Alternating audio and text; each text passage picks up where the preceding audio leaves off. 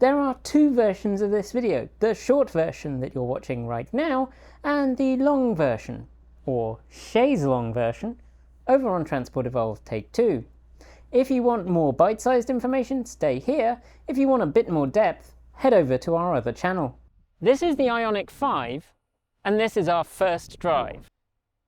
Okay, so we have to talk a little bit about the design. These slashes, I just simply adore them. If you're going to have plastic body panels, then let's make use of them. I love these stripes down the side here, these slashes cut into it. This clamshell hood, I mean, I have slight qualms about pedestrian safety in this edge here because, you know, ER nurse, but it is just delightful to look at and so sharp. It just kind of speaks to me. It's like someone went to my childhood and went, this is what a car looks like. And I went, yeah, that's exactly what a car looks like. It is really a beautiful vehicle. And I unreservedly say that I actually really like it in person. I thought I would, and I do. So outside of the styling, let's talk about the rest of the vehicle. Underneath, it has a 77.4 kilowatt hour usable battery pack from SK Innovation. That is specific to the US model and does mean that you get a smaller front trunk, which is very small. I mean, I can put my book in there. That's nice. In the rear-wheel drive model, you get 225 horsepower, that's 168 kilowatts, and the all-wheel drive model produces 320 horsepower with 74 kilowatts up front and 165 kilowatts at the rear. It can actually disconnect that front motor if you need to extend your range. So if you put this in eco mode and you have the all-wheel drive model, it will disconnect that front motor and increase its economy.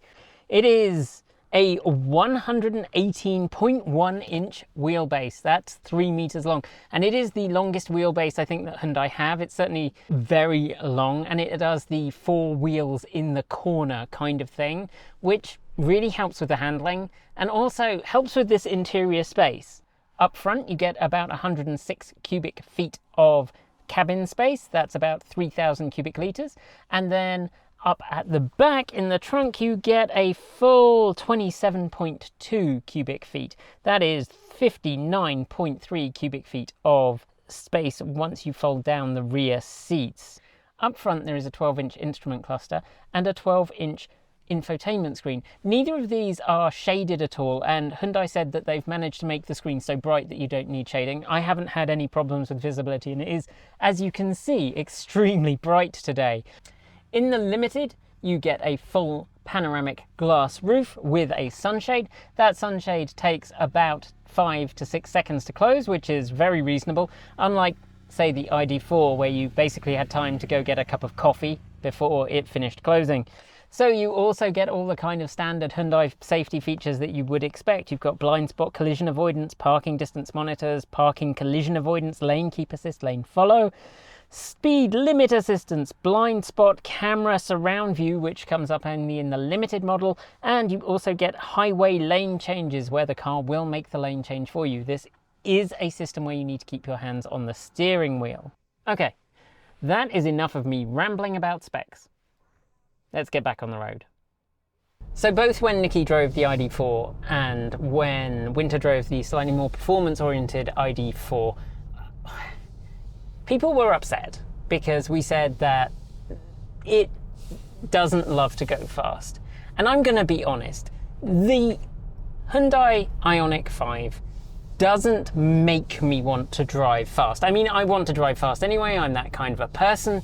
I like to say I have a heavy right foot, and it doesn't beg to be driven that way. And that's fine, because that's not what it's for. However, it will do it, and it will do it without complaining, and it is a lot of fun.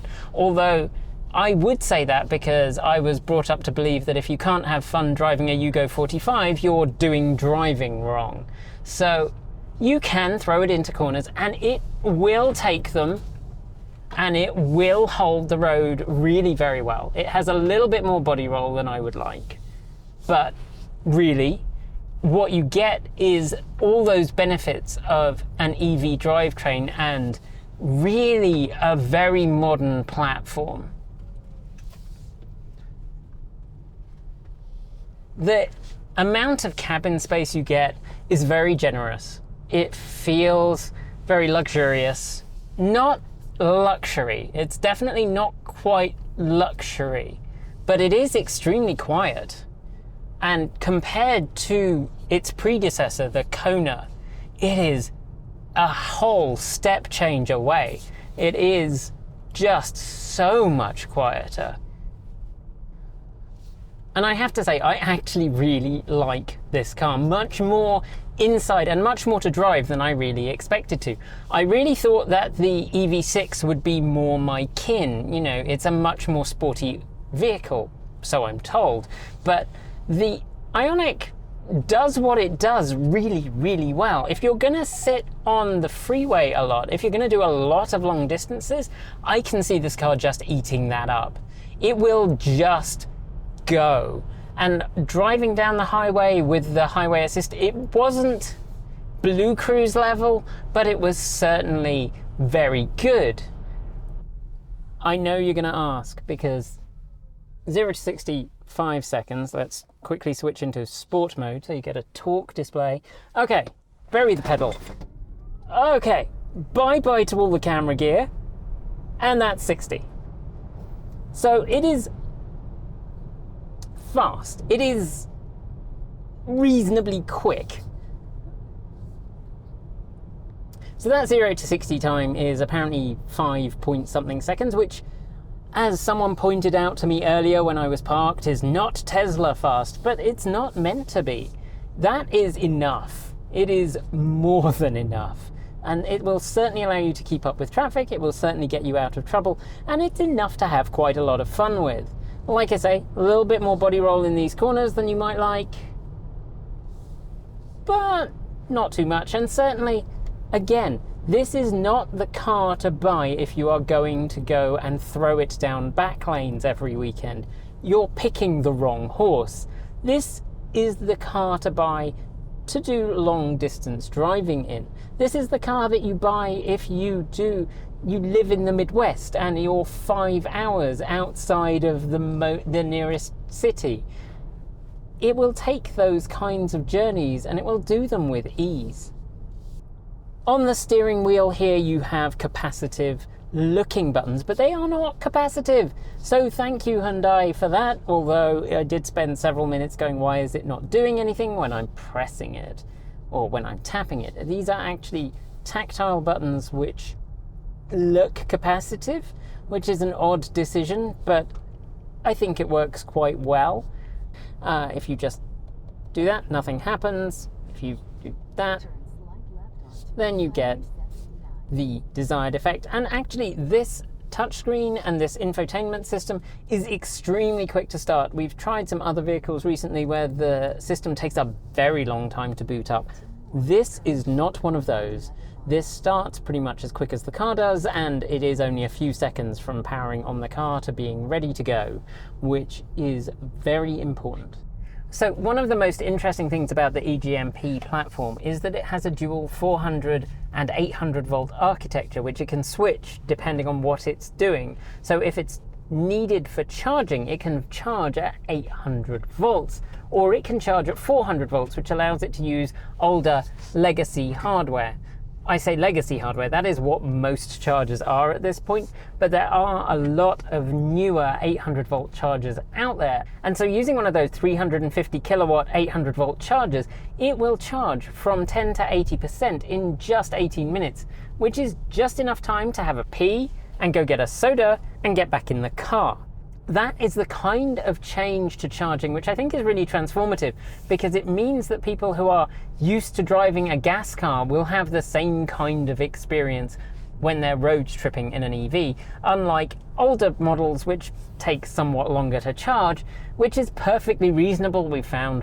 So we drive to Las Vegas every year in a car that charges at 50 kilowatts, and it is a little tedious, but it is definitely doable, and for the number of times of the year that we do it, that's fine. But range anxiety and charging are two of the things that people often cite as problems, and this overcomes one of those. In fact, in the rear-wheel drive with 300 miles of range, it overcomes them both pretty much. but I know that there have been lots of reviews which have indicated that the 800 volt charging is pretty much as quick as they say it is. One thing that slightly bugs me, the one pedal driving appears to be something that I keep having to set. It may be that it's possible, you know, this is a first drive. So let me remind you, I've had this car for maybe 4 hours so far today.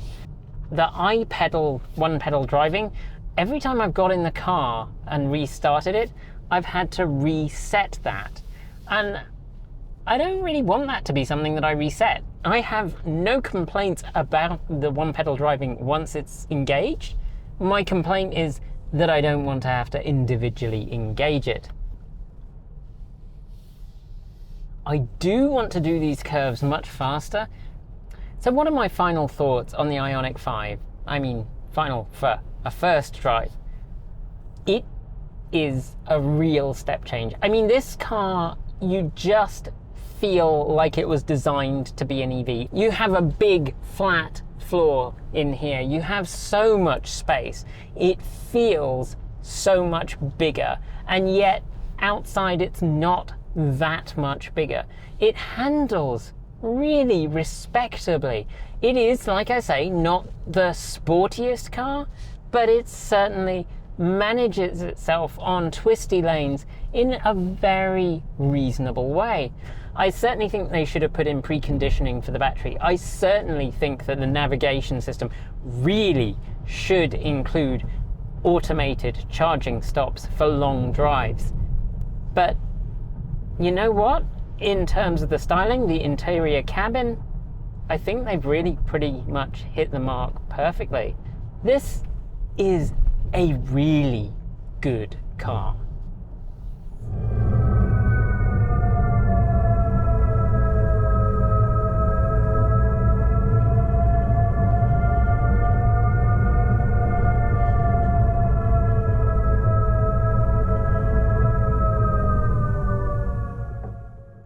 That's it for today. Thanks for joining me, and you know what? If you enjoyed this video, don't forget to like, subscribe, and hit the notification bell.